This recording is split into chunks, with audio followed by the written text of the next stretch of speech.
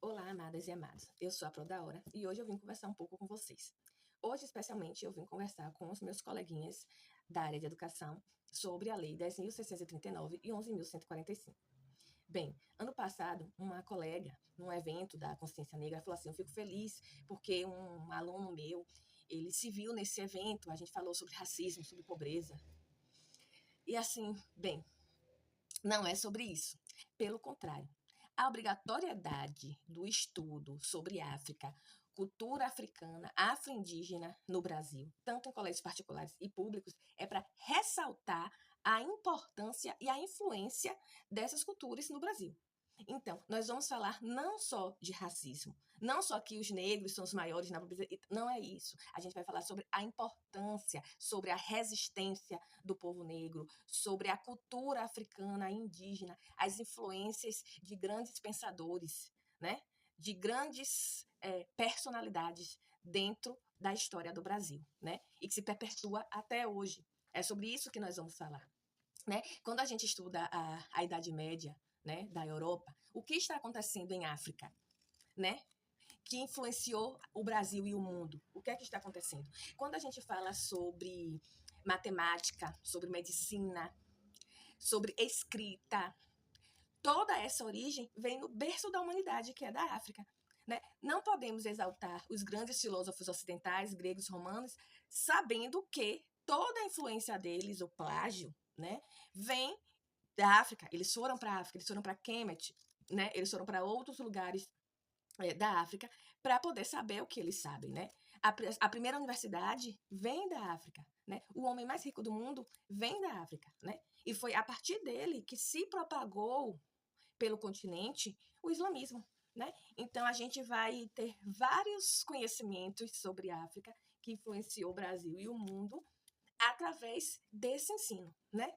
Para além de África e o mundo, nós sabemos, e se não sabe, tem que aprender, que o Brasil é o país com a maior população negra, né, depois da África.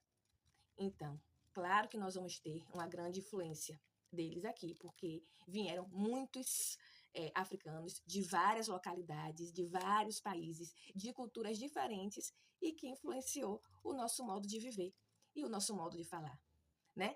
Nós vamos aprender que tivemos grandes personalidades negras e indígenas, né?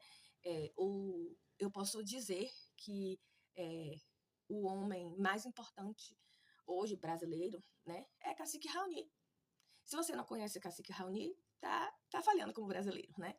Temos que conhecer, saber a importância dele, né, no Brasil e no mundo, porque ele leva, né, o Brasil, ele fala, ele denuncia, né, ele luta pelos direitos do Brasil ambiental e do Brasil indígena. Né? Nós temos que conhecer as personalidades. Gente, André Rebouças, os irmãos Rebouças, que foram os primeiros engenheiros negros do Brasil, né? Que construiu as ferrovias do Rio de Janeiro, que trabalhou com a parte de saneamento básico do Rio de Janeiro, baianos, né? Advogados negros, políticos. A gente precisa conhecer Nilo Peçanha, que foi o primeiro presidente negro do Brasil. Quais foram os feitos dele? Né? Nós temos que conhecer Juliano Moreira, né? Que deu grandes contribuições para a psiquiatria. Lima Barreto vai falar sobre ele no livro dele, né? Lima Barreto, Machado de Assis, precisamos falar sobre as literaturas negras. Quando a gente fala sobre literatura, a gente trabalha o imaginário brasileiro, né? Não vou começar aqui agora a falar sobre essa questão. Mas, assim, o que aqui estávamos pensando na época, né?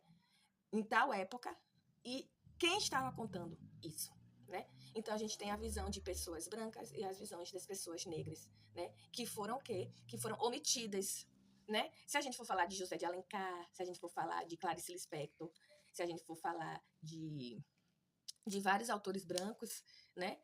Vamos rememorar. Mas se a gente for falar de Machado de Assis, Lima Barreto, Conceição Evaristo, né? Sobre o que eles estão falando, né? Se a gente for pegar alguns escritores negros africanos, né? Ondiak, Neuza de Souza, sobre o que eles estão falando, né? Porque para os leitores, falar de Mia Couto, falar de Agualusa, que são africanos brancos, são mais conhecidos. Mas e os outros, né?